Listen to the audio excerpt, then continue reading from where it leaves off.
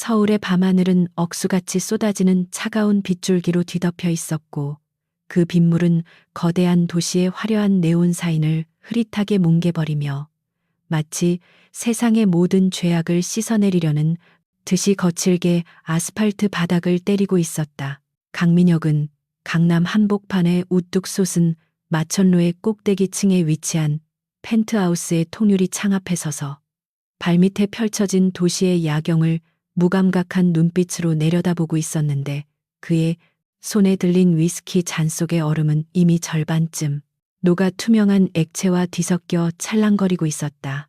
20년 전 비가 쏟아지던 그날 밤 아버지가 억울하게 모든 것을 빼앗기고 차가운 주검으로 돌아왔던 기억이 그의 뇌리에서 선명하게 되살아나며 심장 깊은 곳에서부터 끓어오르는 증오와 분노가 전신을 휘감았다. 그는 이제 더 이상 힘없이 울기만 하던 소년이 아니라 월가에서 가장 냉혹하고 무자비한 투자자로 명성을 떨치는 KM캐피탈의 대표가 되어 돌아왔으며 그의 목표는 단 하나, 태양 그룹의 윤태수 회장을 철저하게 파멸시키는 것이었다.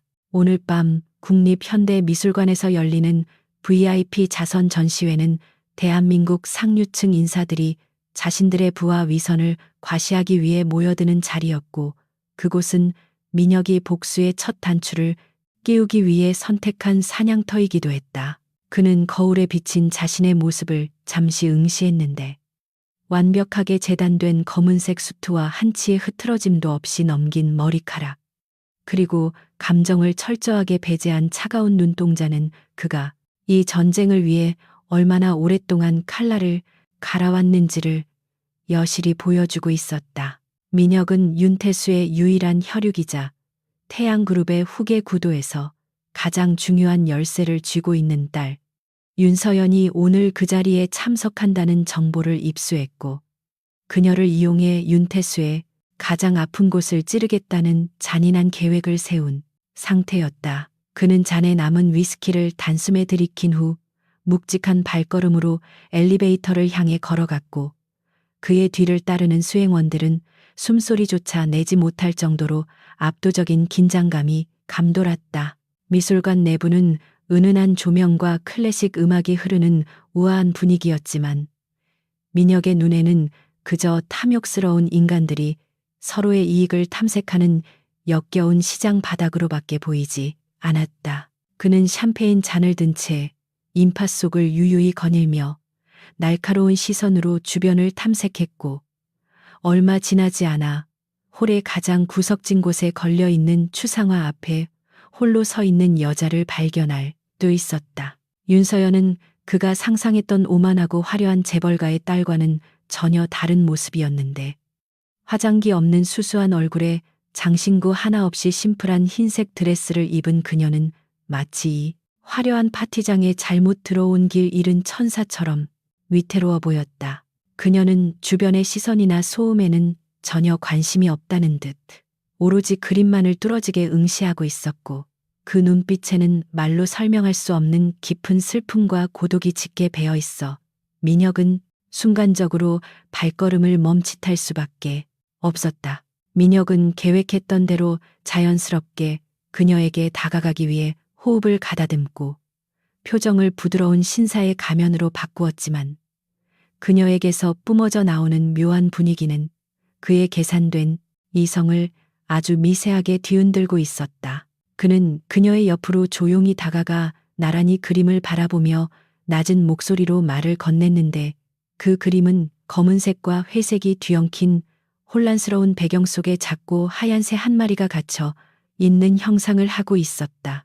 민혁이 그 새가 갇혀 있는 것이 아니라 스스로를 보호하기 위해 숨어 있는 것처럼 보인다고 말하자 서연은 천천히 고개를 돌려 그를 바라보았고 두 사람의 시선이 허공에서 얽히는 순간 민혁은 그녀의 눈동자가 생각보다 훨씬 맑고 강인하다는 것을 깨달았다. 서연은 낯선 남자의 등장에도 당황하지 않고 차분한 목소리로 자신은 그 새가 언젠가 폭풍우가 지나가기를 기다리며 날개를 정비하고 있는 것처럼 보인다고 대답했다.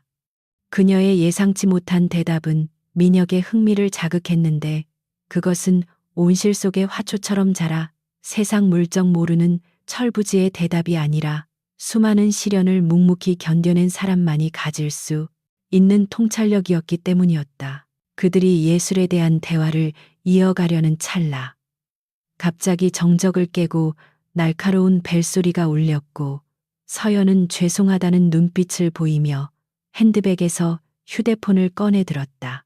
전화를 받는 그녀의 표정은 순식간에 굳어졌고 수화기 너머로 들려오는 남자의 고함 소리는 민혁이 서 있는 곳까지 들릴 정도로 컸는데 그것은 다름 아닌 윤태수 회장의 목소리였다. 윤 회장은 딸에게 당장 그곳에 있는 유력 정치인의 아들과 인사를 나누라고 강요하고 있었고 서연은 입술을 깨물며 정중하지만 단호한 어조로 오늘은 그저 전시를 보러 온 것뿐이라며 거절의 의사를 밝혔다. 민혁은 옆에서 그 통화 내용을 들으며 윤서연이라는 여자가 자신이 생각했던 것보다 훨씬 더 복잡한 상황에 처해 있다는 것을 직감적으로 알 수 있었다. 윤태수는 자신의 딸조차 사업을 위한 도구로밖에 생각하지 않는 비정한 인간이었고 서연은 그 압박 속에서도 자신을 잃지 않기 위해 필사적으로 저항하고 있는 중이었다.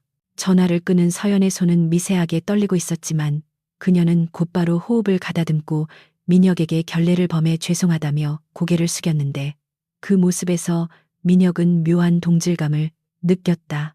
그것은 과거 윤태수에게 짓밟히면서도 끝까지 자존심을 잃지 않으려 했던 자신의 아버지의 모습과 겹쳐 보였고 이 예상치 못한 감정의 동요는 민혁을 당혹스럽게 만들었다. 그는 자신이 그녀를 동정해서는 안 된다는 것을 스스로에게 상기시키며 다시 차가운 이성을 되찾으려 노력했다.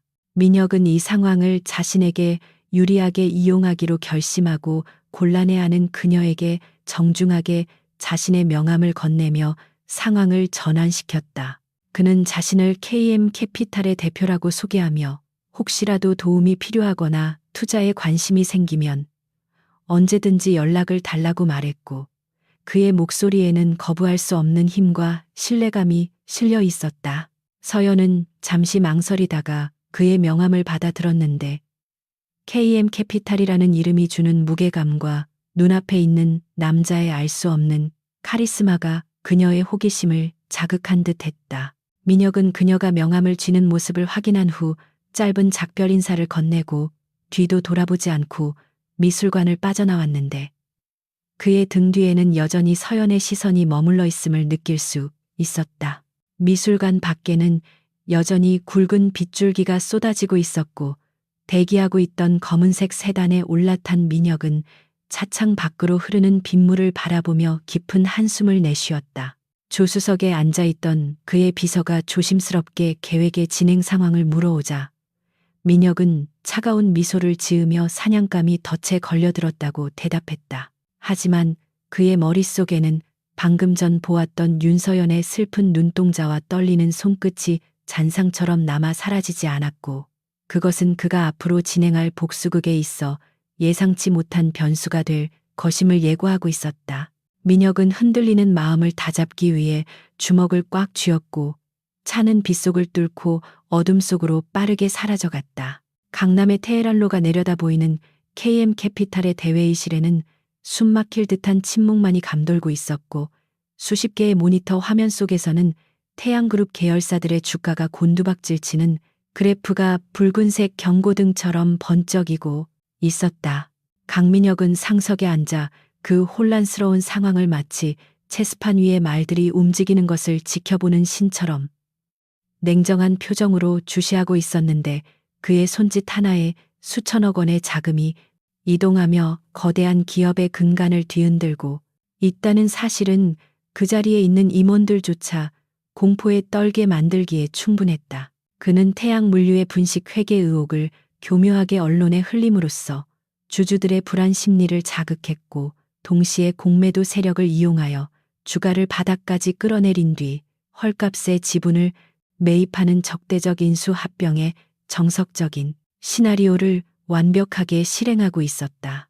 이것은 단순한 돈벌이가 아니라 지난 20년간 태양그룹이라는 거대한 성을 쌓아 올린 윤태수 회장의 자존심에 흠집을 내고 그의 심장을 서서히 조여들어가기 위한 잔혹한 서막에 불과했다. 같은 시각 태양그룹 본사 회장실에서는 윤태수가 재떨이를 집어던지며 분노를 표출하고 있었고 산산조각 난 유리 파편들은 마치 그의 불안한 심리 상태를 대변하듯 바닥에 흩어져 있었다. 그는 자신의 왕국이 보이지 않는 적에게 공격받고 있다는 사실에 치를 떨었지만 그 적의 실체가 누구인지조차 파악하지 못한 채 무능한 임원들에게 고함을 지르며 화풀이를 하고 있을 뿐이었다. 윤태수는 위기를 타개하기 위해 정계와의 유착이 절실하다고 판단했고 그 희생양이 될 제물로 자신의 외동딸인 서연을 떠올리며 비릿한 미소를 지었는데 그에게 있어 자식은 사랑의 대상이 아니라 필요할 때 꺼내 쓸 수 있는 가장 값비싼 카드에 지나지 않았다. 그는 비서실장에게 당장 서연을 불러들이라고 명령하며 이번 주말에 있을 대한 건설 차남과의 맞선 자리를 강제로 잡으라고 지시했고 그의 눈빛에는 탐욕과 이기심만이 가득 차 있었다. 윤서연은 자신이 설계한 작은 도서관 건축 현장에서 인부들과 함께 도면을 검토하고 있었는데 먼지투성이인 현장이었지만 그녀의 표정은 그 어느 때보다 생기 넘치고 행복해 보였다. 그녀에게 건축은 아버지의 그늘에서 벗어나 온전히 자신의 힘으로 세상과 소통할 수 있는 유일한 창구이자 숨 쉴 수 있는 공간이었기에 헬멧을 쓰고 흙먼지를 뒤집어 쓰는 일조차 그녀에게는 자유를 의미했다. 하지만 비서실장으로부터 걸려온 전화 한 통은 그녀의 작은 평화를 순식간에 깨뜨렸고 수화기 너머로 전해지는 아버지의 일방적인 통보는 그녀를 다시금 차가운 현실의 감옥으로 끌고 들어가는 족쇄와도 같았다. 서연은 입술을 깨물며 끓어오르는 반발심을 억눌렀지만 마음 한구석에서는 더 이상 피할 곳이 없다는 절망감이 짙은 안개처럼 밀려오고 있었다. 그날 저녁 민혁은 태양그룹이 추진 중인 대규모 문화복합 단지 프로젝트의 투자자 자격으로 서연을 공식적인 저녁 식사에 초대했는데 이는 그녀에게 접근하기 위해 그가 사전에 치밀하게 설계해둔 덫이었다. 최고급 호텔의 프라이빗 룸에서 마주한 두 사람 사이에는 묘한 긴장감이 흘렀지만 민혁은 지난번 미술관에서의 만남을 상기시키며 부드러운 미소로 분위기를 주도해 나갔다.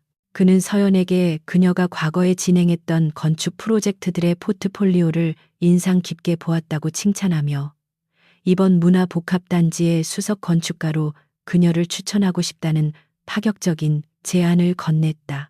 서연은 아버지의 후광이 아닌 오로지 자신의 능력만을 인정해주는 투자자가 나타났다는 사실에 놀라움을 감추지 못했고 민혁의 진지한 눈빛에서 알 수 없는 신뢰감을 느끼며 그동안 닫혀있던 마음의 문을 조금씩 열기 시작했다.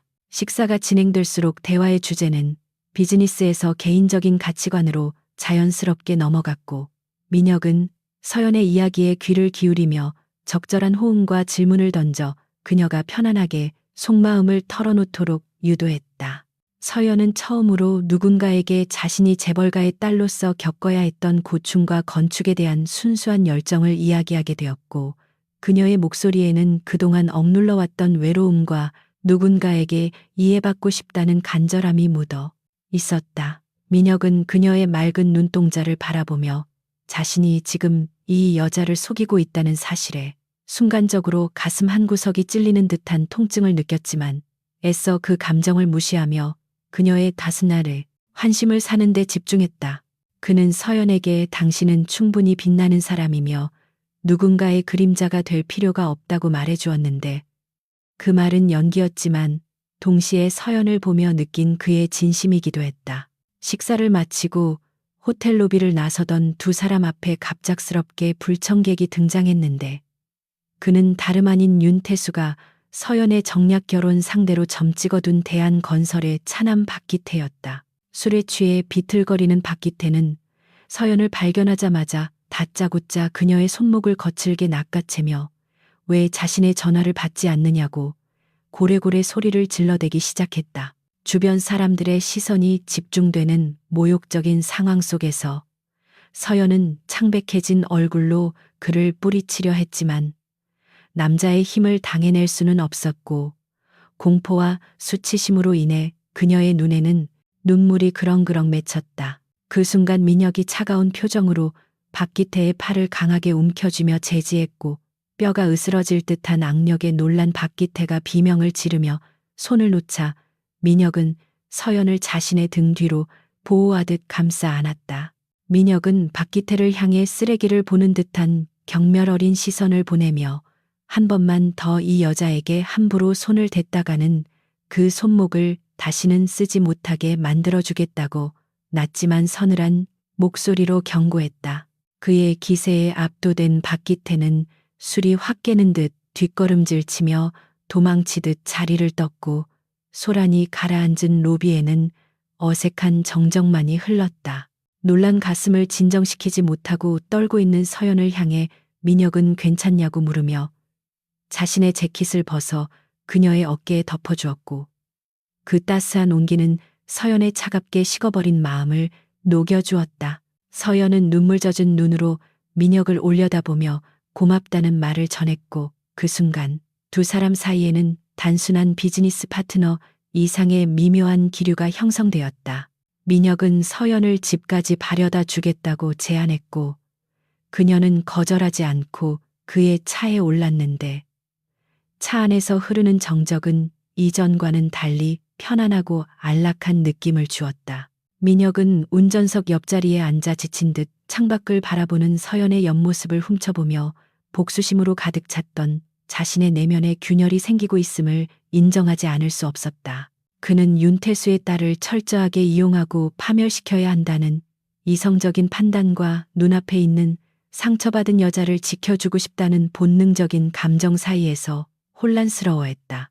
차가 서연의 저택 앞에 도착했을 때 서연은 차에서 내리기 전 민혁을 향해 오늘이 내 인생에서 가장 숨통 트이는 하루였다고 고백했고 그 말은 민혁의 심장에 깊이 박혀 오랫동안 그를 괴롭힐 죄책감의 씨앗이 되었다. 집으로 돌아온 민혁은 불 꺼진 거실 소파에 앉아 아버지가 남긴 낡은 회중 시계를 만지작거리며 깊은 고뇌에 빠졌다. 그는 자신이 괴물과 싸우기 위해 스스로 괴물이 되어가고 있는 것은 아닌지, 그리고 그 과정에서 아무 죄 없는 서연을 희생시키는 것이 과연 정당한 복수인지에 대해 끊임없이 자문했다. 하지만 벽에 걸린 가족 사진 속 아버지의 웃는 얼굴을 보자 다시금 차가운 분노가 솟구쳤고 그는 흔들리는 마음을 다잡으며 내일 더 강도 높은 공격을 퍼부어 윤태수를 궁지로 몰아넣겠다고 다짐했다.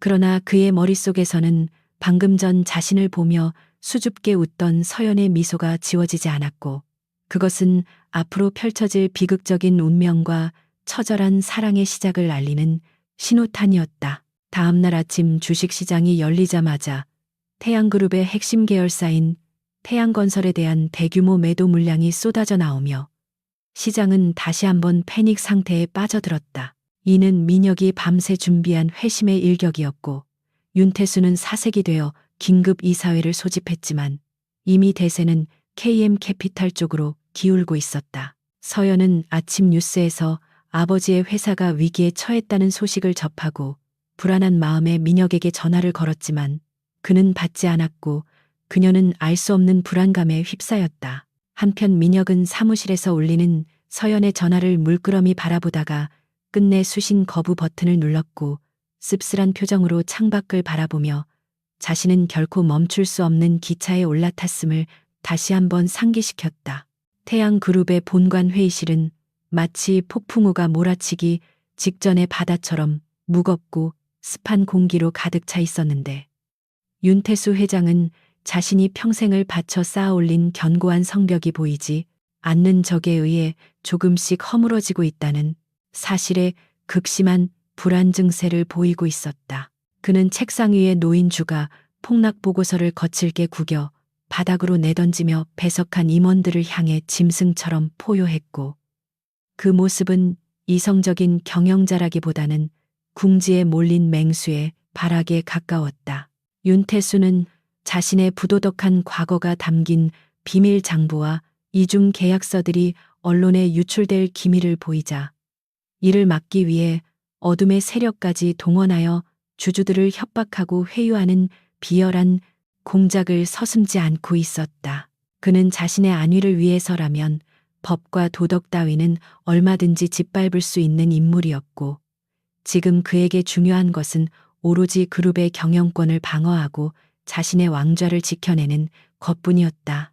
강민혁은 도청 장치를 통해 윤태수의 사무실에서 벌어지는 모든 상황을 실시간으로 전해 듣고 있었는데, 윤태수가 내뱉는 저급하고 추악한 언어들은 민혁의 차가운 가슴 속에 잠들어 있던 복수심을 더욱 맹렬하게 타오르게 만드는 기폭제가 되고 있었다. 민혁은 윤태수가 자신의 비리를 덮기 위해 충직했던 부하 직원에게 모든 죄를 뒤집어 씌우고 자살을 강요하는 통화 내용을 들으며 주먹을 불끈 쥐었는데, 그것은 20년 전 자신의 타랑베스리단에 아버지가 당했던 방식과 소름 끼치도록 똑같았기 때문이었다. 그는 더 이상 이 악마 같은 인간에게 자비를 베풀 이유가 없다고 판단했고, 계획했던 시나리오보다 훨씬 더 공격적이고 파괴적인 방법으로 태양그룹의 숨통을 끊어놓기로 결심을 굳게 굳혔다. 하지만 그의 머릿속 한편에서는 이 진흙탕 싸움에 휘말리게 될 윤서연의 존재가 가시처럼 박혀 그를 끊임없이 괴롭히고 있었다. 그날 오후 윤태수는 서연을 자신의 집무실로 호출했는데, 문을 열고 들어서는 딸을 바라보는 그의 눈빛에는 부성애라고는 찾아볼 수 없는 차가운 경멸과 분노만이 가득했다. 그는 서연이 지난번 박기태와의 만남을 망친 것을 맹비난하며 너 때문에 그룹이 위기에 처했다는 억지 논리를 펴며 소리를 질러댔고, 서연은 아버지의 비상식적인 폭언의 입술을 깨물며 묵묵히 견뎌내고 있었다. 윤태수는 급기야 서연에게 당장 박기태를 찾아가 무릎을 꿇고 빌어서라도 투자를 받아오라고 강요하며, 그렇지 않으면 네가 그토록 아끼는 건축 사무소를 폐쇄하고 지방으로 쫓아버리겠다는 치졸한 협박을 일삼았다. 서연은 아버지가 자신을 인격체가 아닌 회사의 부속품으로 취급한다는 사실에 참담함을 느꼈지만, 그녀는 더 이상 물러서지 않고 떨리는 목소리로 아버지의 부당한 요구를 거절하겠다고 맞섰다. 격분한 윤태수는 이성을 잃고 손에 잡히는 대로 서류 뭉치를 서연에게 집어 던지며 손찌검을 하려 들었고, 그 순간 서연의 뺨에는 날카로운 종이에 베인 붉은 상처가 선명하게 그어졌다. 밖에서 대기하고 있던 비서들이 놀라 뛰어들어와 윤태수를 말렸지만, 이미 엎질러진 물처럼 부녀 사이의 신뢰는 산산조각이 나버렸고, 서연은 흐르는 눈물을 닦을 생각도 하지 못한 채 망연자실한 표정으로 아버지를 바라보았다. 그녀는 자신이 존경하려고 노력했던 아버지가 사실은 괴물에 불과했다는 진실을 마주하며 가슴이 찢어지는 듯한 고통을 느꼈고, 그 자리에 더 이상 머물 수 없어 도망치듯 회장실을 뛰쳐나왔다. 복도 끝에서 우연을 가장하여 상황을 지켜보고 있던 민혁은 상처 입은 서연의 모습을 목격하고 심장이 덜컥 내려앉는 듯한 충격을 받았다.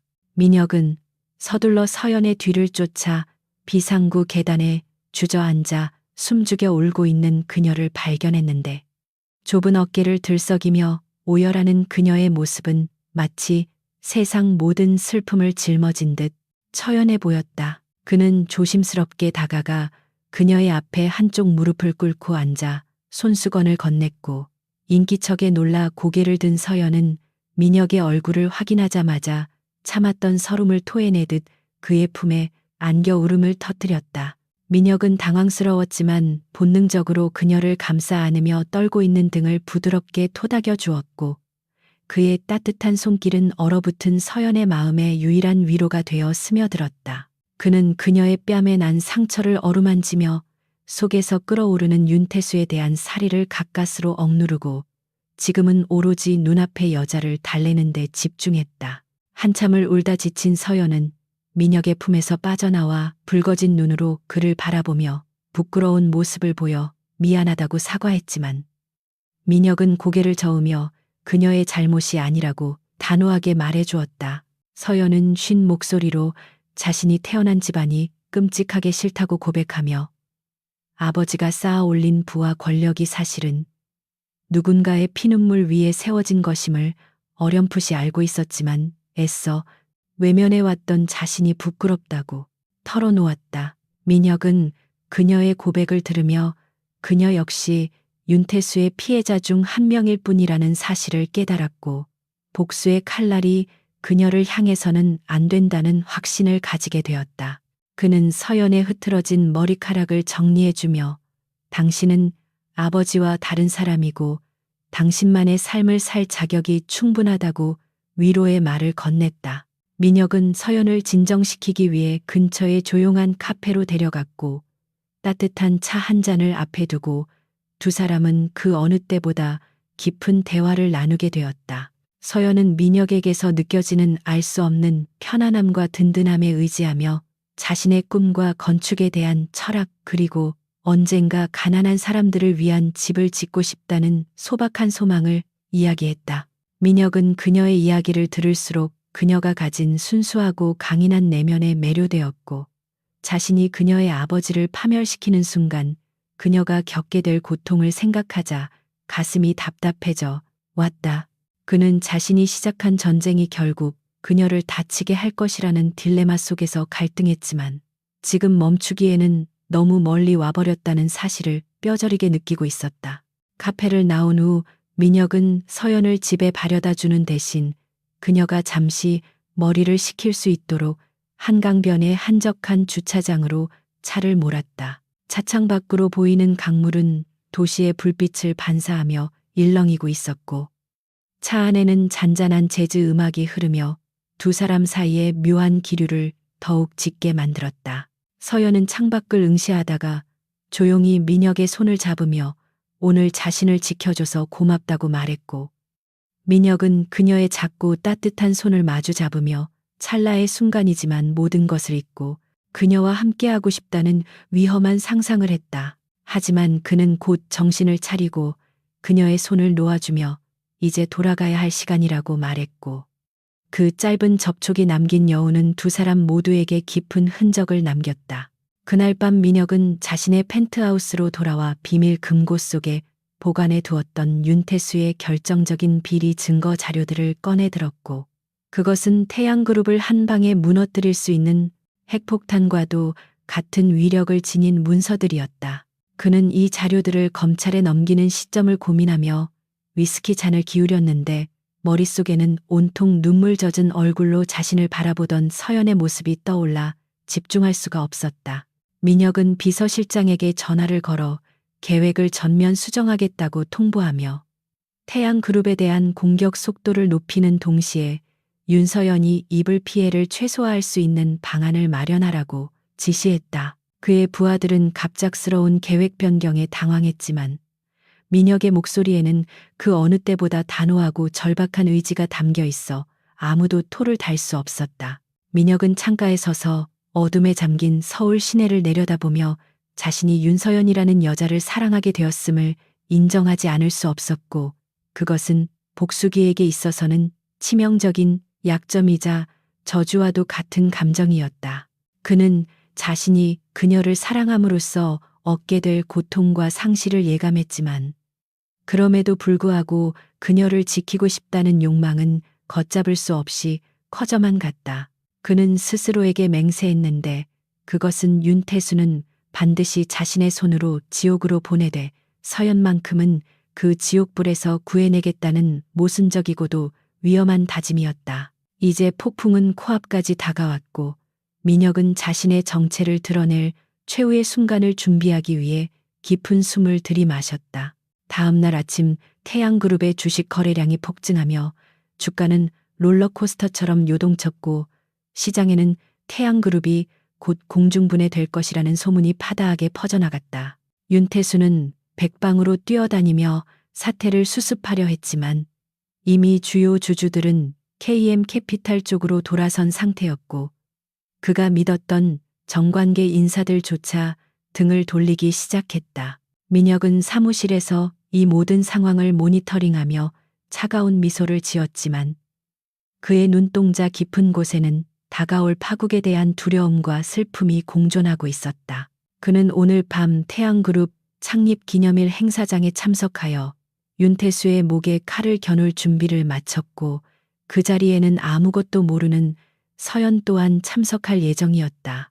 서울의 밤을 화려하게 수놓은 그랜드 하얏트 호텔의 대연회장은 태양그룹 창립 30주년 기념식을 축하하기 위해 모여든 정재계 인사들로 발디딜 틈 없이 붐비고 있었지만 그 화려한 샹들리에 불빛 아래 흐르는 공기는 마치 폭풍전야의 바다처럼 무겁고 위태로운 긴장감을 품고 있었다. 윤태수 회장은 겉으로는 여유로운 미소를 띠며 축배를 들고 있었지만 그의 등 뒤로는 식은땀이 흐르고 있었고 수시로 입구 쪽을 힐끔거리는 불안한 시선은 그가 이미 자신의 왕국이 무너져 내리고 있음을 직감하고 있다는 명백한 증거였다. 그는 오늘 이 자리를 통해 건재함을 과시하고 흔들리는 주주들의 마음을 붙잡으려 했지만 초대받지 않은 손님이자 가장 두려운 적수인 KM캐피탈의 대표 강민혁이 언제 들이닥칠지 모른다는 공포감에 사로잡혀 손에 든 와인잔이 미세하게 떨리는 것을 감추기 위해 애쓰고 있었다. 연회장의 구석진 테이블에 앉아있는 윤서연은 화려한 드레스를 입고 있었지만 표정은 창백하게 질려 있었는데 그녀는 오늘 아침부터 연락이 두절된 민혁에 대한 걱정과 아버지의 강요로 참석해야만 했던 이 위선적인 파티에 대한 혐오감으로 인해 숨이 막혀오는 것을 느끼고 있었다. 그녀는 주변에서 들려오는 가식적인 웃음소리와 아첨 섞인 대화들을 견딜 수 없어 잠시 테라스로 나가려던 찰나 연회장의 육중한 문이 열리며 장내의 모든 소음을 일순간에 집어삼키는 정적이 찾아왔다. 문이 열리고 등장한 것은 다름 아닌 강민혁이었는데 완벽하게 차려입은 턱시도 차림의 그는 마치 어둠을 지배하는 제왕처럼 위압적인 아우라를 뿜어내며 수십 명의 수행원을 대동한 채 레드카펫 위를 걸어 들어오고 있었다. 그의 등장과 동시에 연회장 내부는 웅성거림으로 가득 찼고 사람들은 최근 증권가를 뒤흔든 적대적 인수합병의 주인공이 직접 적의 심장부에 나타났다는 사실에 경악하며 숨을 죽인 채 그를 지켜보고 있었다. 민혁의 시선은 좌우를 둘러보지도 않고 오로지 단상 위에 서 있는 윤태수만을 향해 고정되어 있었는데 그 눈빛은 너무나도 차갑고 날카로워 마주치는 사람들의 등골을 오싹하게 만들 정도였다. 서연은 민혁의 모습을 발견하고 반가움과 안도감에 그에게 다가가려 했지만 그의 표정에서 느껴지는 낯선 살기와 냉혹함에 압도되어 발걸음을 떼지 못하고 그저 멍하니 그를 바라볼 수밖에 없었다. 민혁은 서연이 서 있는 쪽을 잠시 스쳐 지나갔지만 마치 모르는 사람을 대하듯 눈길 한 번 주지 않았고 그 순간 서연의 가슴 속에서는 알 수 없는 불안감이 검은 독버섯처럼 피어오르기 시작했다. 단상에 오른 민혁은 마이크를 잡고 있는 사회자를 손짓으로 물러나게 한 뒤 윤태수 회장의 바로 옆에 섰는데 두 사람 사이에 흐르는 팽팽한 기싸움은 지켜보는 이들마저 숨막히게 할 정도로 치열했다. 민혁은 마이크를 잡고 침착하지만 힘있는 목소리로 좌중을 향해 인사를 건넸고 자신이 태양그룹의 최대 주주로서 이 자리에 섰음을 공식적으로 선포했다. 장내는 순식간에 충격에 휩싸였고 윤태수의 얼굴은 흑빛으로 변해 부들부들 떨리기 시작했는데 민혁은 여기서 멈추지 않고 스크린에 준비해온 자료들을 띄우며 윤태수의 경영, 비리와 횡령 혐의, 그리고 과거의 불법적인 인수, 합병 사례들을 낱낱이 공개하기 시작했다. 그것은 단순한 폭로가 아니라 윤태수라는 인간의 가면을 벗겨내고 그 추악한 민낯을 세상에 까발리는 공개 처형과도 같은 잔인한 퍼포먼스였다. 민혁은 윤태수를 향해 고개를 돌리며 당신이 20년 전 내 아버지 강준호 회장에게 했던 짓을 기억하느냐고 물었고 그 순간 연 회장은 찬물을 끼얹은 듯 고요해졌다. 윤태수는 강준호라는 이름을 듣자마자 마치 유령이라도 본 듯 눈을 크게 뜨고 뒷걸음질 쳤는데 민혁은 천천히 그에게 다가가며 자신이 바로 강준호의 아들 강진호라는 사실을 만천하에 밝혔다. 그 충격적인 고백은 연회장에 있던 모든 사람들을 경악하게 만들었고, 특히 군중 속에서 그 말을 들은 서연은 믿을 수 없다는 표정으로 입을 막으며 비틀거렸다. 그녀의 머릿속에서는 지난 며칠간 민혁과 나누었던 대화들, 그리고 그가 보여주었던 따뜻한 위로와 눈빛들이 주마등처럼 스쳐 지나갔지만, 그 모든 것이 복수를 위한 치밀한 연극이었다는 잔인한 진실이 그녀의 심장을 난도질하고 있었다. 민혁은 무대 위에서 서연의 절망적인 표정을 똑똑히 보았지만 흔들리는 마음을 강철 같은 의지로 억누르며 차가운 표정을 유지하려 애썼다. 그는 지금 이 순간 자신이 조금이라도 감정을 드러낸다면 지난 20년간 준비해온 복수가 물거품이 될 뿐만 아니라 서연마저 더 큰 위험에 빠뜨릴 수 있다는 것을 알고 있었기 때문이었다.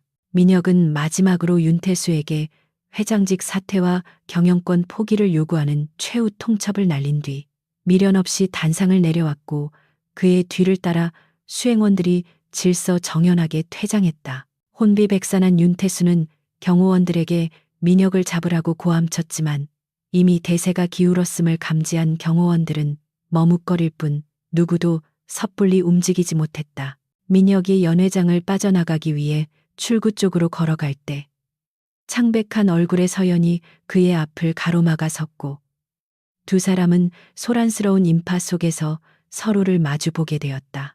서연은 떨리는 목소리로 모든 것이 거짓말이었냐고 물으며 눈물을 글썽였지만, 민혁은 그녀의 눈을 피하지 않고 차가운 목소리로 비즈니스에는 감정이 개입될 자리가 없다고 대답하며 잔인하게 그녀를 밀쳐냈다.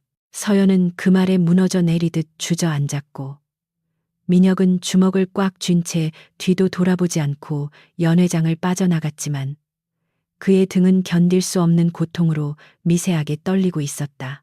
호텔을 빠져나온 민혁은 대기하고 있던 리무진에 올라타자마자 참았던 숨을 몰아쉬며 좌석 깊숙이 몸을 파묻었는데, 그의 이마에는 식은땀이 맺혀 있었고 심장은 터질 듯이 요동치고 있었다. 그는 방금 자신이 서연에게 씻을 수 없는 상처를 주었다는 죄책감에 괴로워했지만, 이것이 그녀를 윤태수의 몰락에서 떼어놓을 수 있는 유일한 방법이라고 스스로를 합리화했다. 차 안의 어둠 속에서 민혁은 눈을 감고 아버지의 환영을 떠올리며 복수가 완성되는 순간까지는 인간으로서의 감정을 버리겠다고 다짐했지만, 가슴 한구석에 뚫린 구멍으로 차가운 바람이 들어오는 것 같은 허전함은 지울 수 없었다. 한편 연회장에 남겨진 윤태수는 분노와 공포로 이성을 잃고 테이블을 뒤엎으며 난동을 부렸고, 그 광경을 지켜보던 사람들은 하나둘씩 자리를 피하며 태양그룹의 종말을 예감했다. 집무실로 돌아온 윤태수는 변호인단을 소집하여 대응책을 마련하려 했지만 이미 검찰 조사가 시작되었다는 소식이 전해지며 상황은 걷잡을 수 없이 악화되고 있었다. 그는 책상 위에 놓인 민혁의 사진을 칼로 찢으며 죽여버리겠다고 저주를 퍼부었지만 현실적으로 그를 막을 방법이 없다는 무력감에 절망했다. 그러던 중 윤태수의 뇌리에 아까 연회장에서 민혁이 서연을 바라보던 그 찰나에 흔들리는 눈빛이 스쳐 지나갔고, 그는 본능적으로 민혁에게 있어 서연이 단순한 복수의 도구, 그 이상의 존재일지도 모른다는 사실을 간파해 냈다. 비열한 웃음이 윤태수의 입가에 번지기 시작했고, 그는 자신의 딸을 이용해 민혁의 약점을 잡을 수 있다는 희망을 품게 되었다. 그는 곧바로 비서실장에게 서연을 감금하라고 지시하며 내일 당장 대한건설과의 정략 결혼을 강행하겠다는 광기 어린 명령을 내렸다.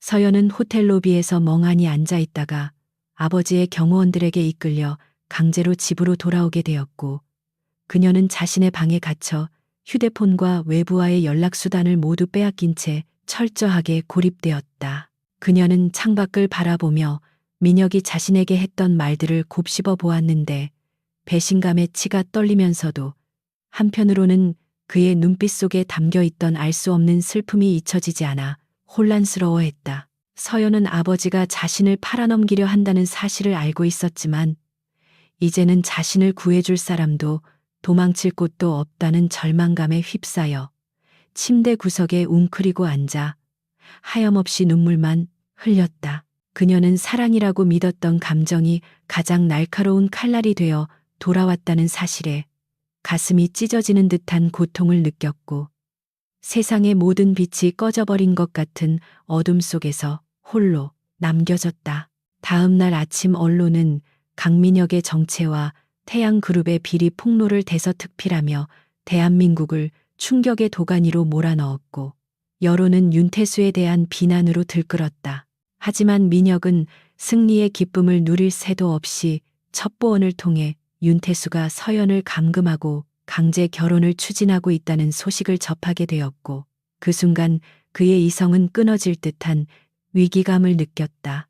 그는 윤태수가 자신을 끌어내기 위해 서연을 미끼로 쓰고 있다는 것을 알았지만 그럼에도 불구하고 그녀가 원치 않는 결혼으로 불행해지는 것을 지켜볼 수만은 없었다.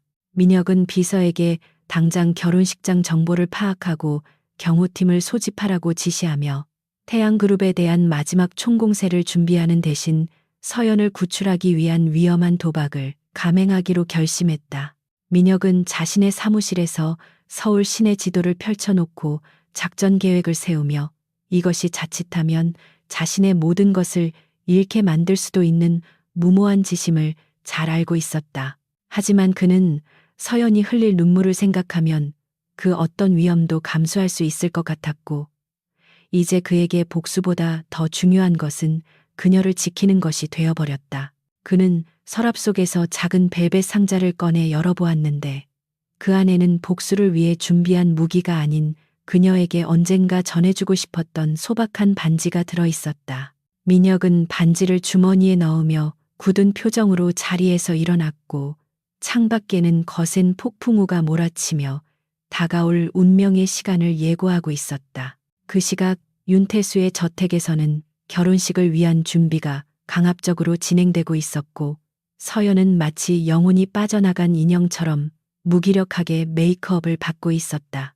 그녀의 눈은 퉁퉁 부어 있었고 입술은 말라 비틀어져 있었지만 그녀를 감시하는 경호원들은 그녀의 상태에는 아랑곳하지 않고 오로지 회장의 지시를 이행하는 데만 급급했다. 서연은 거울 속에 비친 자신의 모습을 바라보며 이것이 끝이라고 체념하려 했지만 마음 깊은 곳에서는 여전히 기적 같은 일이 일어나 자신을 이 지옥에서 꺼내주기를 간절히 바라고 있었다. 그리고 그녀의 머릿속에는 여전히 자신을 차갑게 밀쳐냈던 강민혁의 얼굴이 떠올라 그녀를 더욱 비참하게 만들었다.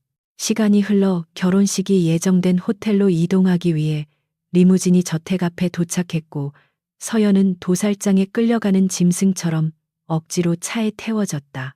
차창 밖으로 쏟아지는 빗줄기는 그녀의 눈물과 섞여 흐릿한 풍경을 만들어냈고 그녀는 차가운 유리창에 이마를 기댄 채 소리 없는 비명을 질렀다.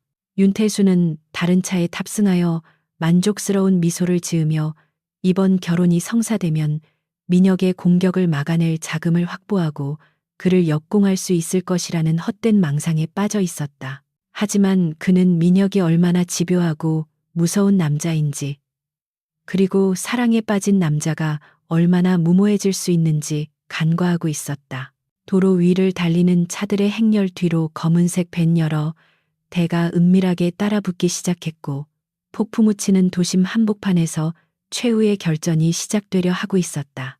폭풍우가 몰아치는 서울의 밤, 그랜드 볼룸의 화려한 샹들리에 아래에서는 윤서연의 약혼식이 무겁고 기이한 침묵 속에서 진행되고 있었는데 창밖에서 들려오는 천둥 소리는 마치 이 불길한 연회를 경고하는 하늘의 분노처럼 들려왔다.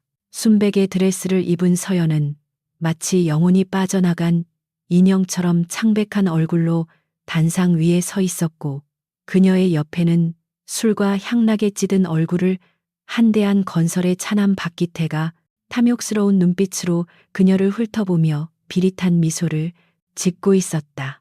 하객으로 참석한 정재계 인사들은 윤태수 회장의 눈치를 살피며 억지스러운 박수를 보내고 있었지만 그들 모두는 이 결혼이 사랑의 결실이 아닌 무너져가는 태양그룹을 지탱하기 위한 추악한 거래임을 알고 있기에 표정에는 씁쓸함과 경멸이 섞여 있었다.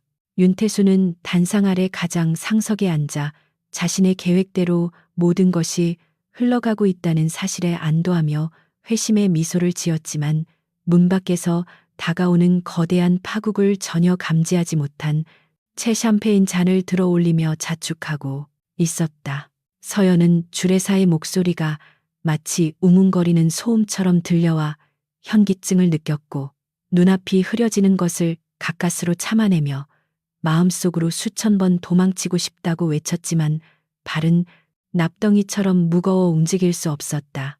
그녀의 머릿속에는 오직 한 사람, 자신을 차갑게 외면했던 강민혁의 얼굴만이 떠올라 가슴을 후벼 파는 듯한 통증을 느꼈고 이제 다시는 그를 볼 수 없을 것이라는 절망감이 그녀를 깊은 어둠 속으로 끌어당기고 있었다. 그 순간 굳게 닫혀있던 연회장의 육중한 문이 굉음과 함께 양쪽으로 활짝 열리며 행진곡이 흐르던 장내의 분위기를 단번에 산산조각 내버렸고 수십 명의 검은 양복을 입은 사내들이 거칠게 들이닥치며 경호원들을 제압하기 시작했다. 하객들의 비명소리와 함께 아수라장이 된 입구 사이로 흠뻑 젖은 코트를 입은 강민혁이 성큼성큼 걸어 들어왔는데 그의 전신에서는 빗물과 함께 살기를 띤 냉기가 뚝뚝 떨어져 내리고 있어 아무도 그의 앞을 가로막을 엄두를 내지 못했다. 민혁의 등장은 마치 지옥에서 돌아온 사신과도 같았고 그의 시선은 붉게 충혈된 채 오로지 단상 위에 서 있는 윤서연만을 향해 고정되어 있어 주변의 모든 것을 불태워버릴 듯한 기세를 뿜어내고 있었다. 윤태수는 자리에서 벌떡 일어나 이게 무슨 행패냐고 고래고래 소리를 질렀지만 민혁은 그를 벌레 보듯 무시한 채 거침없이 버진 로드를 걸어 올라갔고 그의 구두굽 소리는 마치 심판의 카운트다운처럼 연회장에 울려 퍼졌다. 단상 위에 서 있던 박기태는 민혁의 기세에 눌려 뒷걸음질 치다가 다리가 풀려 주저앉아 버렸고 서연은 믿을 수 없는 광경에 눈을 크게 뜨고 입술을 떨며 멍하니 그를 바라보았다. 민혁은 단상 위로 올라와 서연의 코앞에 멈춰 섰고 비에 젖은 머리카락 사이로 드러난 그의 얼굴은 분노와 슬픔 그리고 절박함이 뒤섞여 일그러져 있었지만 그 어느 때보다 강렬한 남성미를 발산하고 있었다. 그는 거친 숨을 몰아쉬며 서연을 내려다보았고 그녀의 창백한 얼굴과 공포에 질린 눈동자를 확인하자 심장이 찢어지는 듯한 고통과 함께 주체할 수 없는 감정의 파도가 밀려오는 것을 느꼈다. 윤태수가 경호원들에게 저놈을 끌어내라고 악을 썼지만 민혁의 수행원들이 이미 연회장을 완벽하게 장악한 상태였기에 윤태수는 자신의 무력함에 치를 떨며 씩씩거릴 수밖에 없었다. 민혁은 주저앉아 있는 박기태를 향해 싸늘한 시선을 던지며 내 여자에게서 당장 꺼지라고 낮게 으르렁거렸고 공포에 질린 박기태는 내 발로 기어 단상 아래로 도망치듯 사라져 버려 장내는 순식간에 민혁과 서연 그리고 윤태수 세 사람만의 대치 상황으로 변해버렸다. 서연은 꿈인지 현실인지 분간이 가지 않는 상황 속에서 민혁의 옷자락을 잡고 싶었지만 지난번에 차가웠던 거절이 떠올라 손을 뻗지 못한 채 그저 눈물만 흘리고 있었다. 민혁은 떨고 있는 서연의 손을 거칠게 낚아채 자신의 가슴 쪽으로 끌어당겼고 그의 뜨거운 체온이 닿자 서연은 비로소 그가 진짜로 자신의 앞에 와 있다는 사실을 실감하며 참았던 울음을 터뜨렸다. 윤태수는 단상 아래에서 삿대질을 하며 내 놈이 감히 내 딸의 결혼식을 망치고 무사할 줄 아느냐고 협박했지만 민혁은 천천히 고개를 돌려 윤태수를 내려다보며 당신이 내 아버지에게 했던 짓에 비하면 이건 시작에 불과하다고 싸늘하게 대꾸했다. 그는 윤태수에게 당신이 가장 아끼는 것을 잃는 고통이 어떤 것인지 똑똑히 보여주겠다고 선언하며 다시 서연에게 시선을 돌렸는데 그 순간 그의 눈빛은 방금 전의 살벌함과는 전혀 다른 깊은 슬픔으로 흔들리고 있었다. 민혁은 서연의 손을 잡은 채 천천히 한쪽 무릎을 꿇었고 그 예상치 못한 행동에 연회장에 있던 모든 사람들은 숨을 죽이고 그들을 지켜보았다. 이것은 로맨틱한 프러포즈가 아니라 적진 한복판에서 적장의 딸에게 구원을 요청하는 처절한 항복 선언이자 사랑 고백이었다. 민혁은 빗물에 젖은 손으로 주머니에서 작은 벨벳 상자를 꺼내 들었고 떨리는 손으로 상자를 열자 그 안에는 화려한 다이아몬드가 아닌 투박하고 심플한 은반지 하나가 놓여 있었다. 그는 붉어진 눈시울로 서연을 올려다보며 입을 열었는데 그의 목소리는 물기에 젖어 갈라져 있었지만 그 안에 담긴 진심은 그 어떤 웅변보다도 강력하게 서연의 가슴을 때렸다. 윤서연, 나는 너를 증오해야만 했어. 너는 내 아버지를 죽이고 내 인생을 송두리째 앗아간 원수의 딸이니까. 민혁의 고백에 서연의 눈동자가 흔들렸고 장내는 충격으로 술렁거렸지만 그는 멈추지 않고 말을 이었다. 너를 무너뜨리고 내 아버지가 피눈물을 흘리는 꼴을 보기 위해 너에게 접근했어. 너를 사랑하는 척 연기했고 너를 이용하려 했어.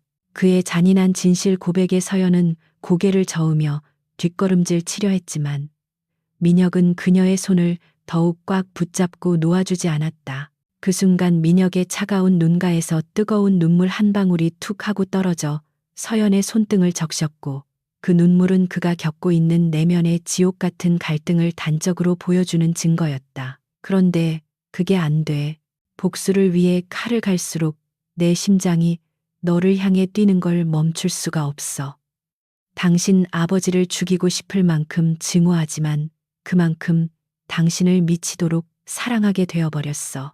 민혁은 고개를 숙이며 오열하듯 말을 토해내고 천하의 강민혁이 냉혈한이라고 불리던 기업 사냥꾼이 원수의 딸 앞에서 무릎을 꿇고 눈물을 흘리는 모습은 지켜보는 이들에게 기이하고도 슬픈 충격을 안겨주었다. 윤태수는 그 모습을 보며 멍하니 입을 벌린 채 아무 말도 하지 못했고 서연은 흐르는 눈물을 닦을 생각도 하지 못한 채 민혁의 젖은 어깨를 내려다보며 가슴이 미어지는 듯한 아픔을 느꼈다.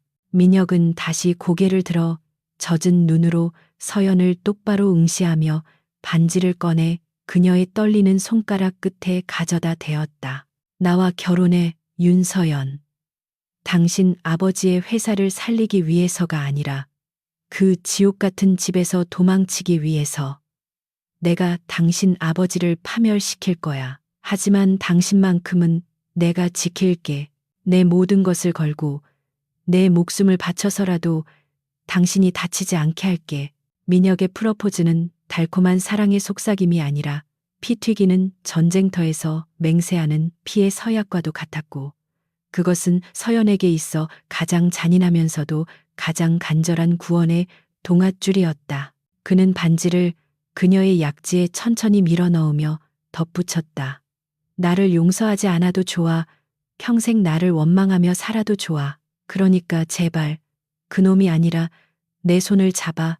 서연은 민혁의 눈물 젖은 얼굴을 어루만지며 그가 짊어지고 있는 복수의 무게와 사랑의 고통을 온전히 느낄 수 있었고 그가 자신을 위해 얼마나 큰 결심을 했는지 깨닫게 되었다. 그녀는 아버지의 탐욕과 민혁의 복수 사이에 낀 비극적인 운명의 피해자였지만 지금 이 순간만큼은 자신의 심장이 시키는 대로 선택하기로 결심했다. 서연은 눈물 범벅이 된 얼굴로 고개를 끄덕이며 민혁의 손을 마주 잡았고 그 작은 끄덕임은 민혁에게 있어 세상의 모든 죄를 사면받는 것과 같은 안도감을 주었다. 민혁은 자리에서 일어나 서연을 와락 끌어안았고 두 사람은 폭풍우가 몰아치는 세상의 한가운데서 서로의 체온을 느끼며 엉엉 소리내어 울었다. 그들의 포옹은 축복받는 연인들의 아름다운 장면이 아니라 상처투성이인 두 영혼이 서로의 찢어진 가슴을 봉합하려는 처절한 몸부림에 가까웠다. 윤태수는 자신의 딸이 원수의 품에 안기는 꼴을 보며 이성을 잃고 고함을 질렀지만 민혁은 이제 그를 거들떠 보지도 않았다. 민혁은 서연의 어깨를 감싸 안고 당당하게 몸을 돌려 하객들을 향해 섰고 그의 눈빛은 방금 전의 눈물을 모두 지워낸 채 다시금 차가운 제왕의 눈빛으로 돌아와 있었다. 민혁은 윤태수를 향해 선전포고를 하듯 단호한 목소리로 외쳤다. 오늘부로 윤서연은 태양그룹의 딸이 아니라 제 아내이자 KM캐피탈의 안주인입니다. 누구든 제 아내를 건드리는 자는 태양그룹과 함께 잿더미가 될 각오를 해야 할 겁니다. 그의 서슬퍼런 경고에 장내는 쥐 죽은 듯 조용해졌고 민혁은 서연의 손을 잡고 버진 로드를 거꾸로 걸어 내려가기 시작했다. 윤태수는 경호원들에게 그들을 막으라고 발악했지만 민혁의 눈빛에 압도된 경호원들은 길을 터주며 뒷걸음질 칠 뿐이었다. 서연은 민혁의 손에 이끌려 연회장을 빠져나가며 뒤를 돌아보았는데 단상 위에 홀로 남겨진 아버지의 모습이 자꾸 초라해 보였지만 더 이상 연민은 느껴지지 않았다. 그녀는 이제 아버지의 인형이기를 거부하고 원수의 아내가 되어 새로운 운명 속으로 걸어 들어가는 자신의 선택을 후회하지 않기로 다짐했다. 호텔 로비를 빠져나오자 차가운 밤 공기와 함께 거센 비바람이 두 사람을 맞이했지만 민혁이 덮어준 재킷과 맞잡은 손의 온기는 서연을 따뜻하게 감싸주었다. 대기하고 있던 리무진의 문이 열리고 민혁은 서연을 조심스럽게 태운 뒤 자신도 옆자리에 올라탔는데 차문이 닫히자마자 긴장이 풀린 듯 깊은 한숨을 내쉬었다. 차 안은 고요했고 빗소리만이 두 사람의 침묵을 채우고 있었지만 그 침묵은 어색함이 아닌 서로의 상처를 보듬는 위로의 시간이었다. 서연은 민혁의 손을 잡고 있는 자신의 손을 내려다보며 투박한 은반지를 만지작거렸고 민혁은 그런 그녀를 바라보며 죄책감과 사랑이 뒤섞인 복잡한 표정을 지었다. 그는 손수건을 꺼내 서연의 젖은 얼굴을 닦아주며 나지막이 속삭였다. 미안해. 이런 식으로 프로포즈해서. 그리고 사랑해. 서연은 그 말에 다시 울컥 눈물이 솟았지만 이번에는 슬픔의 눈물이 아닌 안도와 벅참의 눈물이었다. 차는 빗속을 뚫고 어둠 속으로 빠르게 사라져갔고 멀어지는 호텔을 뒤로 한 채 민혁과 서연은 이제 돌아올 수 없는 강을 건넜음을 직감했다. 그들의 앞에는 태양그룹의 몰락과 윤태수의 발악, 그리고 세상의 비난이라는 거친 파도가 기다리고 있었지만 두 사람은 서로의 손을 놓지 않는 한 어떤 시련도 견뎌낼 수 있을 것 같은 용기를 얻었다. 오늘 밤 민혁의 눈물과 함께 시작된 그들의 결혼 생활은 복수와 사랑이라는 위태로운 줄타기가 될 것이지만 그것은 동시에 서로를 구원할 유일한 희망이기도 했다. 이제 진짜 전쟁은 막을 올렸고 민혁은 서연을 지키기 위해 그리고 아버지의 원한을 갚기 위해 자신의 모든 것을 걸고 최후의 승부수를 던질 준비를 마쳤다. 폭풍우가 휩쓸고 지나간 뒤에 새벽 공기는 차갑고 습했지만 강민혁이 윤서연을 데리고 도착한 교회의 안전가옥은 세상과 완전히 단절된 듯 고요했고 그 적막함은 두 사람 사이에 보이지 않는 벽을 더욱 실감하게 만들고 있었다. 민혁은 서연을 소파에 앉히고 따뜻한 차를 내왔지만 그녀는 찻잔을 손에 쥔 채 바들바들 떨고 있었고 그녀의 시선은 허공을 맴돌며 방금 전 결혼식장에서 일어난 충격적인 사건들을 받아들이지 못한 채 표류하고 있었다. 민혁은 맞은편에 앉아 그녀를 지켜보며 깊은 한숨을 내쉬었는데 이제는 그녀에게 잔혹한 진실을 모두 털어놓아야 할 시간이 왔음을 직감했고 그것이 그녀를 얼마나 더 큰 고통 속으로 몰아넣을지 알기에 망설여질 수밖에 없었다. 그는 테이블 위에 놓여있던 낡은 서류 가방을 열어 그동안 수집해온 윤태수의 범죄 기록과 20년 전 자신의 아버지 사건에 대한 재수사 기록들을 꺼내 놓았고 그 서류 뭉치는 마치 언제 터질지 모르는 시한 폭탄처럼 위태로워 보였다.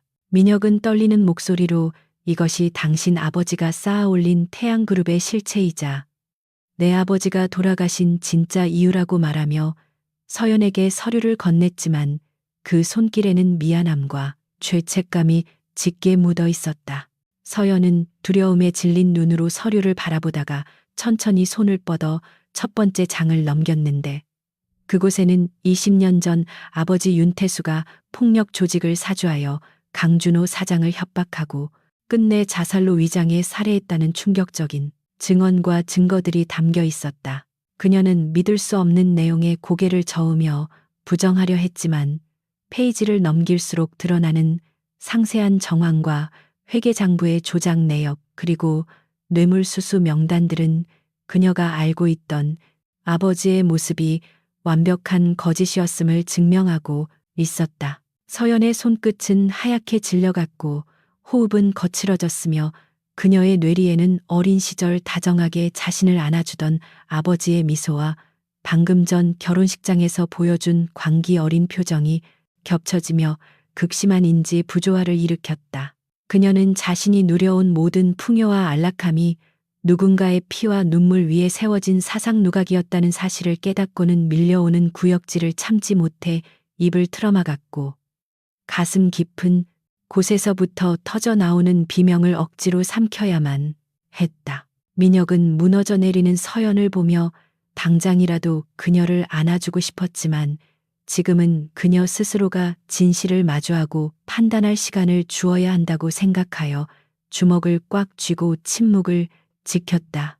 한참 동안 서류를 읽어 내려가던 서연은 마지막 장에 첨부된 민혁의 아버지 강준호의 부검 감정서와 그가 남긴 피 묻은 유서를 보고는 끝내 참았던 눈물을 왈칵 쏟아내며 오열하기 시작했다. 그 유서에는 어린 아들 민혁을 남겨두고 떠나는 아버지의 절절한 슬픔과 윤태수에 대한 원망이 고스란히 담겨 있었고 서연은 그 글자 하나하나가 자신의 심장에 비수처럼 꽂히는 고통을 느꼈다. 그녀는 고개를 들어 붉어진 눈으로 민혁을 바라보며 이 모든 끔찍한 일들을 겪으면서도 왜 진작 자신을 내치지 않았냐고 물었고 그녀의 목소리는 죄책감과 연민으로 인해 형편없이 갈라져 있었다. 민혁은 씁쓸한 미소를 지으며 처음에는 당신을 이용해 윤태수에게 가장 큰 고통을 주려 했지만 당신을 알게 될수록 당신은 그 죄와 무관하다는 것을 알게 되었고 결국 당신을 사랑하게 되어버린 내 자신이 원망스러웠다고 솔직하게 고백했다. 그의 진심 어린 고백은 서연의 가슴을 더욱 아프게 했지만 동시에 그녀가 앞으로 무엇을 해야 할지에 대한 명확한 방향을 제시해 주었고 그녀는 눈물을 닦으며 결연한 표정으로 자리에서 일어났다. 서연은 민혁에게 잠시 기다려 달라고 말한 뒤 자신의 목에 걸려있던 낡은 로켓 펜던트 목걸이를 풀어 테이블 위에 올려놓았는데 그것은 돌아가신 어머니가 유품으로 남겨준 물건이자 아버지가 그토록 찾으려 했으나 찾지 못했던 물건이었다. 그녀는 떨리는 손으로 펜던트의 뒷면을 열어 아주 작은 마이크로 SD 카드를 꺼내 들었고 민혁은 예상치 못한 상황에 놀라 눈을 크게 뜨고 그녀를 주시했다. 서연은 이것이 어머니가 돌아가시기 직전 아버지의 서재에서 우연히 발견해 숨겨두었던 것이라고 설명하며 이 안에는 아버지가 정관계 인사들에게 뇌물을 건네고 살인을 청부하는 내용이 담긴 녹취 파일 원본이 들어있다고 밝혔다. 그녀는 아버지가 언젠가 자신을 지키기 위한 보험으로 남겨둔 이 증거가 결국 자신의 목을 조르는 칼날이 될 줄은 몰랐을 것이라며 자조적인 웃음을 지었지만 그 눈빛에는 더 이상 망설임이 없었다. 서연은 민혁의 손에 그 카드를 쥐어주며 이것으로 우리 아버지의 죄를 심판하고 당신 아버지의 억울함을 풀어달라고 부탁했고 그것은 딸로서의 천륜을 끊어내는 고통스러운 결단이자 사랑하는 사람을 위한 최선의 속죄였다. 민혁은 서연이 건넨 카드를 받아들고 그 무게감을 느끼며 잠시 말을 잇지 못했는데 그는 그녀가 이 결정으로 인해 겪게 될 세상의 비난과 상처를 누구보다 잘 알고 있었기에 가슴이 먹먹해져 왔다. 그는 서연의 손을 잡고 정말 괜찮겠냐고 되물었지만 서연은 고개를 끄덕이며 죄를 지었으면 벌을 받는 것이 마땅하고 비록 내 아버지라 할지라도 예외가 될 수는 없다고 단호하게 대답했다. 그녀는 이제 더 이상 도망치거나 숨지 않고 자신의 운명과 정면으로 마주하겠다고 선언했고 민혁은 그런 그녀의 강인한 모습에 다시 한번 경의를 표하며 그녀를 꼭 안아주었다. 두 사람은 긴 밤을 지새우며 다가올 폭풍을 준비했고 민혁은 법무팀과 검찰에 연락하여 서연이 제공한 결정적인 증거를 바탕으로 윤태수 회장에 대한 긴급 체포 영장을 청구하고 태양그룹 본사에 대한 압수수색을 진행하기로 계획을 확정지었다. 창밖에는 어느새 비가 그치고 동이 트고 있었지만 그것은 희망찬 아침이라기보다는 거대한 제국의 멸망을 알리는 서늘한 여명에 가까웠다.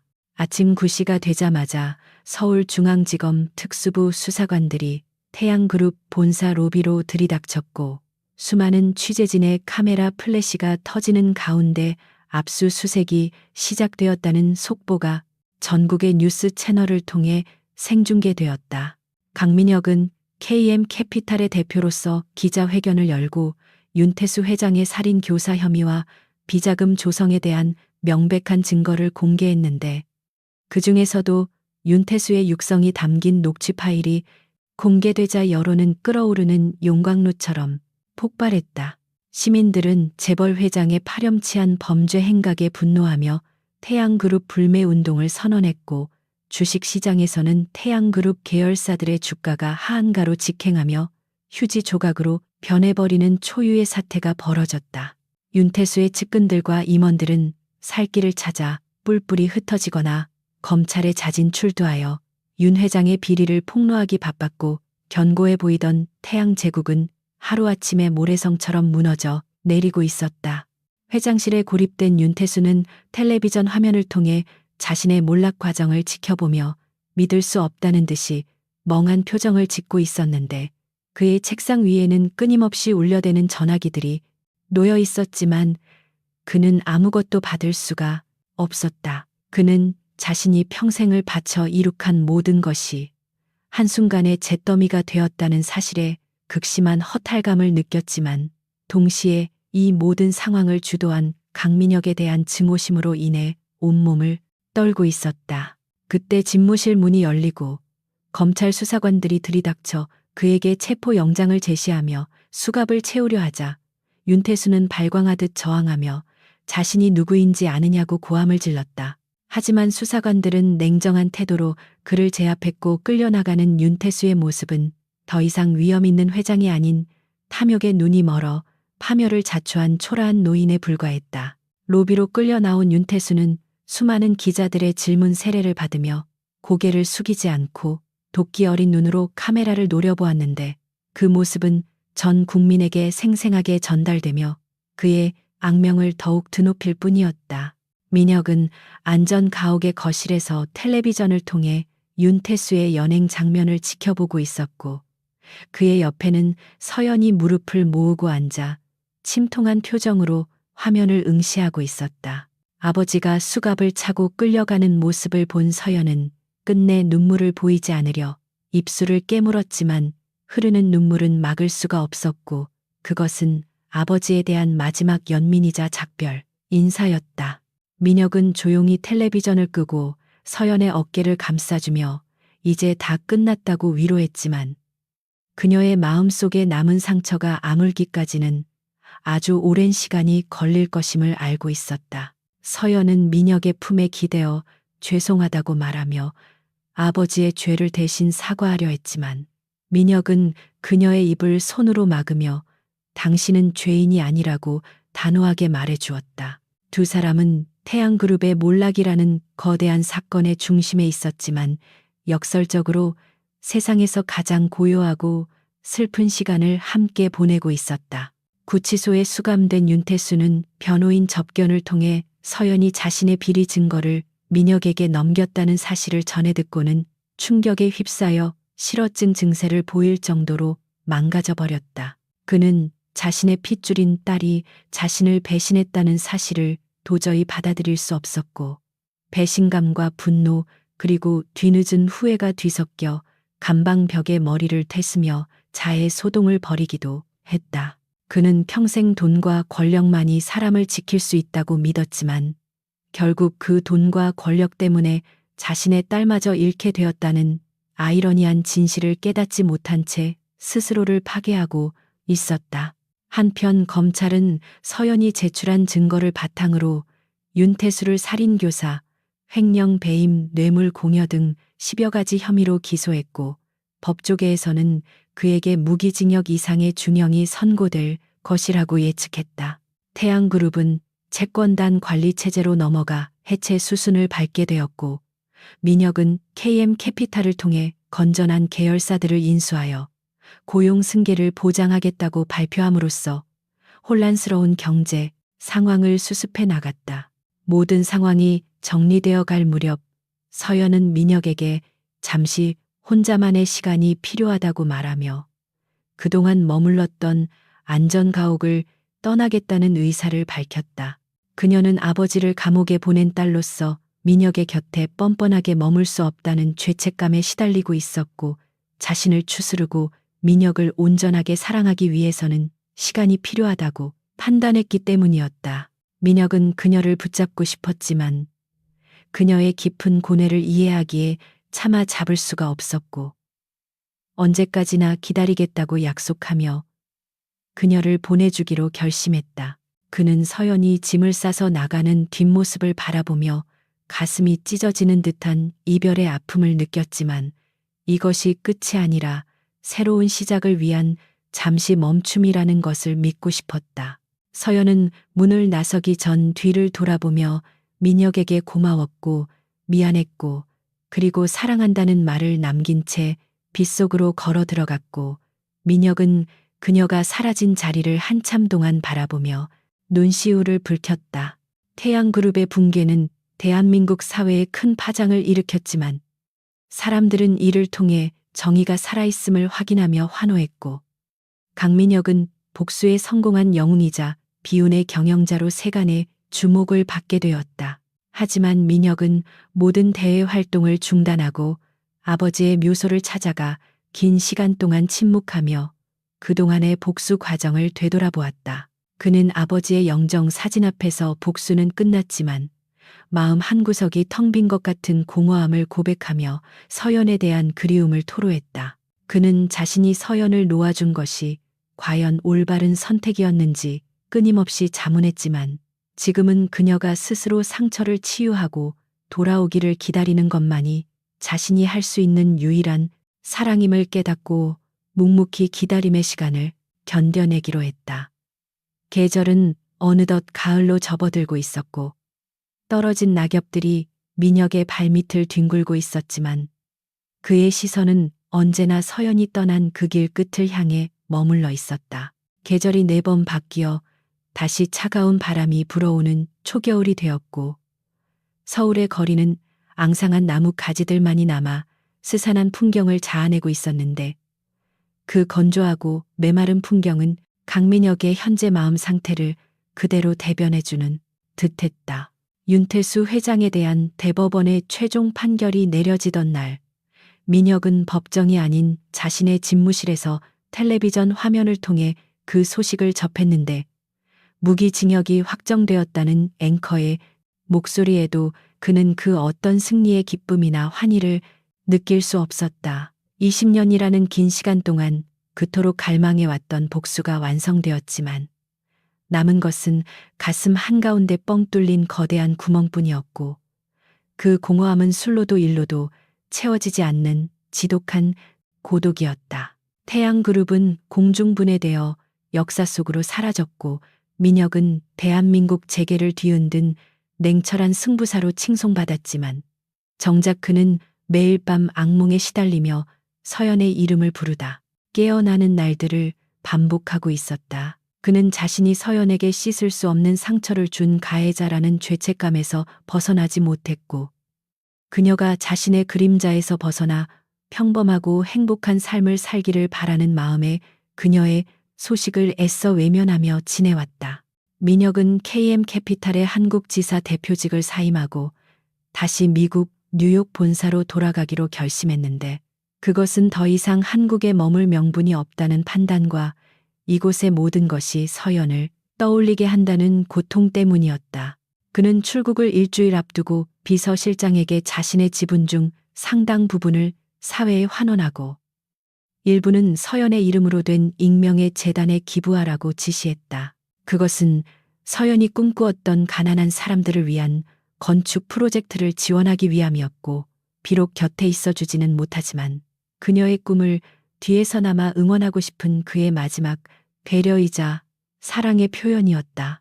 짐을 정리하던 민혁은 책상 서랍 깊숙한 곳에서 서연과 함께 찍은 유일한 사진 한 장을 발견했는데, 사진 속 두 사람은 어색하게 웃고 있었지만 그 눈빛만은 서로를 향한 애틋함으로 가득 차 있어 민혁의 마음을 다시금 무너져 내리게 만들었다. 그는 사진을 차마 찢어버리지 못하고 지갑 속에 조심스럽게 넣으며 이번이 정말 마지막이라고 스스로에게 다짐했지만 심장은 여전히 그녀를 향해 뛰고 있음을 부정할 수 없었다. 한편 윤서연은 서울을 떠나 남해의 한 조용한 바닷가 마을에 머물며 작은 건축 사무소를 운영하고 있었는데, 그녀는 그곳에서 마을 주민들의 낡은 집을 수리해주고 작은 도서관을 지어주며 잃어버렸던 웃음을 조금씩 되찾아가고 있었다. 그녀는 아버지의 죄와 그로 인한 집안의 몰락이라는 감당하기 힘든 파도를 겪어냈지만, 그 과정에서 민혁이 보여주었던 희생과 사랑이 자신을 지탱해준 유일한 버팀목이었음을 깨닫게 되었다. 서연은 뉴스나 신문을 통해 민혁의 소식을 접할 때마다 가슴이 저려왔지만 아직은 그를 마주할 용기가 나지 않아 그저 먼 발치에서 그가 무사하기만을 기도해 왔었다. 그러던 어느 날 서울에서 내려온 지인을 통해 민혁이 한국을 완전히 떠나 미국으로 돌아간다는 소식을 듣게 되었고, 그 순간 서연은 심장이 덜컥 내려앉는 듯한 충격과 함께 이대로 그를 보내면 평생 후회할 것이라는 강한 직감이 뇌리를 스치고 지나갔다. 그녀는 하던 일을 모두 제쳐두고 당장 서울로 올라갈 채비를 서둘렀는데, 거울 속에 비친 그녀의 얼굴에는 더 이상 망설임이나 두려움이 아닌 사랑을 쟁취하겠다는 결연한 의지가 담겨 있었다.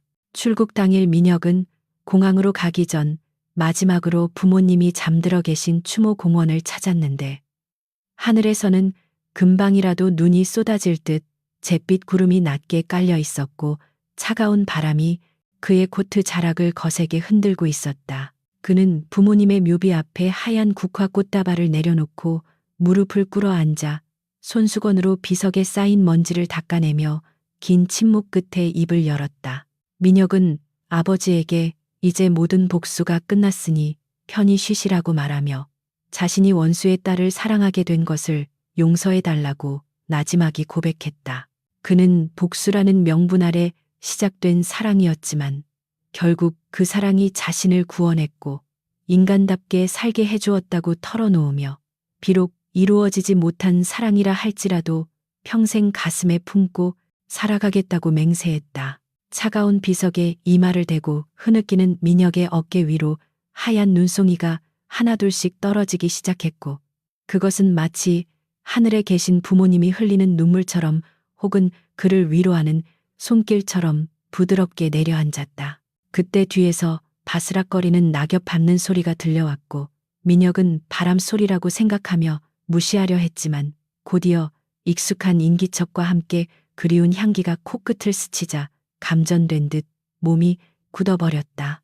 천천히 고개를 돌린 민혁의 시야에는 숨을 헐떡이며 서 있는 윤서연의 모습이 들어왔는데, 붉은 목도리를 두르고 눈을 맞으며 서 있는 그녀는 마치 꿈속에서 본 환영처럼 비현실적으로 아름다워 보였다. 민혁은 자리에서 벌떡 일어나 멍하니 그녀를 바라보며 헛것을 보는 것이 아닌가 의심했지만, 서연의 붉어진 볼과 거친 숨소리는 그녀가 생생하게 살아있는 현실임을 증명하고 있었다. 서연은 놀란 표정의 민혁을 향해 천천히 걸어왔고, 두 사람 사이의 거리가 좁혀질수록 민혁의 심장은 터질 듯이 요동치기 시작했다. 서연은 민혁의 바로 앞에 멈춰서서 그를 올려다보며 왜 말도 없이 떠나려 했냐고 따지듯 물었지만, 그녀의 눈가에는 이미 그렁그렁한 눈물이 맺혀 있었다. 민혁은 떨리는 손을 들어 서연의 얼굴을 만지려다 멈칫하며 뒤로 물러섰는데, 그는 자신이 그녀의 인생에 다시 끼어드는 것이 그녀를 불행하게 만들 것이라는 두려움을 여전히 떨쳐버리지 못했기 때문이었다. 그는 쉰 목소리로 자신은 당신을 볼 자격이 없다고 말하며 당신은 당신의 인생을 살아야 하고 내 곁에 있으면 과거의 고통이 계속 당신을 괴롭힐 것이라고 자조적으로 내뱉었다. 하지만 서연은 민혁의 손을 낚아채 자신의 뺨에 가져다 대며 당신이 없는 삶이야말로 나에게는 지옥이고 고통이라고 단호하게 반박했다. 그녀는 아버지가 지은 죄는 아버지가 갚아야 할 몫이지 우리가 짊어져야 할 짐이 아니라고 말하며 당신이 나를 살렸고 나를 구원했으니 책임지라고 눈물 섞인 미소로 투정을 부렸다. 서연의 당당하고 용기 있는 고백에 민혁의 마음속에 쌓여있던 견고한 벽이 와르르 무너져 내렸고 그는 더 이상 자신의 감정을 숨길 이유를 찾지 못했다. 서연은 주머니에서 1년 전 민혁이 결혼식장에서 끼워주었던 그 투박한 은반지를 꺼내 보였는데 그녀는 단 한순간도 이 반지를 몸에서 떼어놓은 적이 없었다고 고백했다. 그녀는 반지를 민혁의 손바닥 위에 올려놓으며 이번에는 자신이 프로포즈를 할 차례라고 말했고 이제 복수가 아닌 사랑으로 다시 시작하고 싶다고 수줍게 말했다. 민혁은 손바닥 위에 반지를 바라보다가 다시 서연의 눈을 응시했고 그 순간 세상의 모든 소음이 사라지고 오직 두 사람의 심장 소리만이 울려 퍼지는 것 같은 전율을 느꼈다. 민혁은 떨리는 손으로 반지를 집어 다시 서연의 약지에 끼워주며 이번에는 죽음이 우리를 갈라놓을 때까지 절대로 이 손을 놓지 않겠다고 맹세했다. 그는 서연을 와락 끌어안았고 하얗게 쏟아지는 눈발 속에서 두 사람은 뜨거운 입맞춤을 나누며 긴 이별과 고통의 시간에 마침표를 찍었다.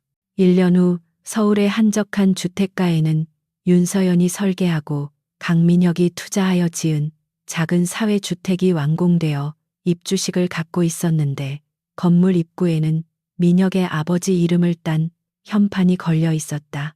이곳은 갈 곳 없는 청년들과 독거노인들이 함께 어우러져 살아가는 공간으로 민혁과 서연이 꿈꾸었던 세상에 대한 속죄이자 희망의 상징과도 같은 곳이었다. 민혁은 예전의 날카롭고 차가운 모습 대신 한결 편안하고 부드러운 인상으로 사람들 틈에 섞여 웃고 있었고 서연은 그 옆에서 행복한 미소로 입주민들에게 선물을 나눠주고 있었다. 두 사람은 이제 더 이상 재벌가의 총수나 상속녀가 아닌 세상을 조금 더 따뜻하게 만드는 평범한 부부로서의 삶을 살아가고 있었고 그들의 모습에서는 과거의 그늘을 찾아볼 수 없었다. 행사가 끝나고 사람들이 모두 돌아간 뒤 두 사람은 건물의 옥상 정원에 나란히 앉아 노을이 지는 서울의 풍경을 바라보았다. 민혁은 서연의 손을 잡고 자신의 어깨에 기대게 하며 지금 행복하냐고 물었고 서연은 망설임 없이 세상에서 가장 행복하다고 대답하며 민혁의 손등에 입을 맞추었다. 붉게 물든 하늘 아래서 두 사람은 서로를 마주보며 미소 지었고 그 미소 속에는 지나간 아픔에 대한 위로와 다가올 미래에 대한 확신이 담겨 있었다. 그들은 과거의 상처를 흉터로 남겨두었지만 그 흉터마저도 사랑의 증거로 받아들이기로 했고 이제 그들 앞에는 복수가 아닌 용서와 증오가 아닌 사랑만이 존재하는 새로운 길이 펼쳐져 있었다. 바람이 불어와 두 사람의 머리카락을 헝클어뜨렸지만 맞잡은 두 손은 절대로 풀리지 않을 것처럼 단단하게 얽혀 있었고 그 위로 따스한 저녁 햇살이 축복처럼 내려앉았다. 세상은 여전히 시끄럽고 복잡했지만 사랑하는 사람과 함께라면 그 어떤 폭풍우도 두렵지 않다는 것을 그들은 이제 알고 있었다.